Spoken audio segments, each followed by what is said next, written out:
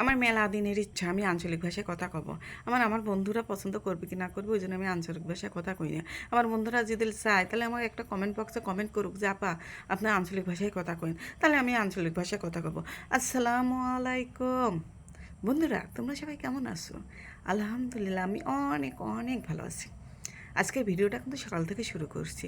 আর দেখছো সকালে ঘুম থেকে উঠে কিন্তু আমি একটা নাইকেল করি পাইছি। আর এই যে উঠানের মধ্যে নাইকেলটা পড়েছিল, নাইকেলটা কিন্তু বড়ই নাইকেল গাছ আছে, নাইকেল গাছে কিন্তু নাইকেলগুলো পাইকে রয়েছে, কিন্তু কিন্তু কাউ দিবির পাই না, গাছে তুলে দিবির পাই না। ভয় করে যেদিন কেউ যদি পড়ে যায় ধুপুত করে। আমি তো শুকনা রাস্তাতে ধুপ ধুপ করে পড়ে যাই, আচার খাই। এই জন্য দেখো যে গাছটা বৃষ্টি হয় আর গাছটা পিছলি হয়ে গেছে, এমন হয়ে গেছে যেদিল গাছে তুলে দিয়ে যেদিল পড়ে যায় ওই জন্য কাউ তুলে দেয় না।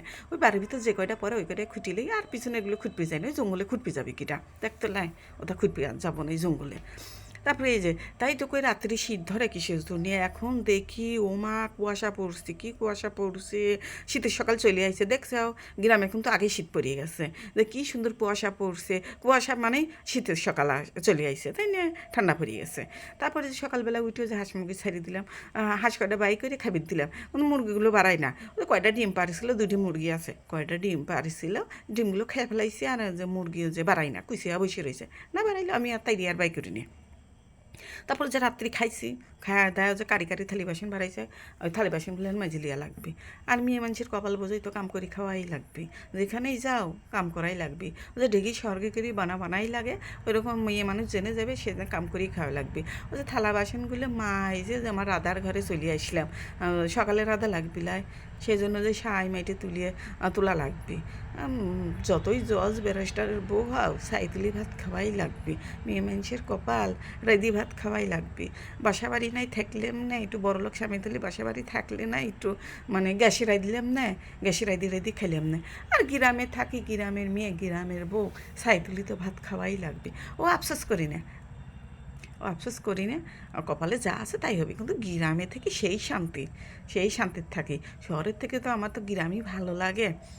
তারপরে যে রুটি বানাবো, সকালবেলা রুটি বানানোর জন্য আমার ওই যে কলিজা পাখি কইছে যে ডাইল দিয়ে আলু দিয়ে চটচটি করো, মানে লদলদা ঝোল করো, চটচটি না লদলদা ঝোল করো, মানে চটচটিও না আবার বেশি পাতলা ঝোলও না, গাঢ় গাঢ় ঝোল করো, রুটি দিয়ে খাবে। ওই যে তার জন্য যে হাতে মাখায়া আলু দিয়ে ডাইল দিয়ে চটচটি মানে লদলদা ঝোল করলাম, ঝোল করে যে চারটি রুটিও বানালিলাম। ওই যে রুটি বানায় আবার যে বিবিকে আবার দিয়ে আসলাম, কলিজা ধনে স্কুলে দিয়ে আসলাম, স্কুলে গেছে টিফিন নিয়ে স্কুলে দিয়ে আসে তারপরে যে বাড়িতে এসে যে আমি খাবো। আমি তো যাওয়ার সময় খাওয়া যাবি পারিনি, অত তাড়াহুড়া করে খাওয়া যায়, খাওয়াটা একটু শান্তির তাই না। ওই শান্তি মতন করে ওকে স্কুলে দিয়ে আইসে, ময়না পাখিকে স্কুলে দিয়ে আইসে এই যে আমি যেন আরামে বিরামে পা মিলিয়ে দিয়ে খাচ্ছি।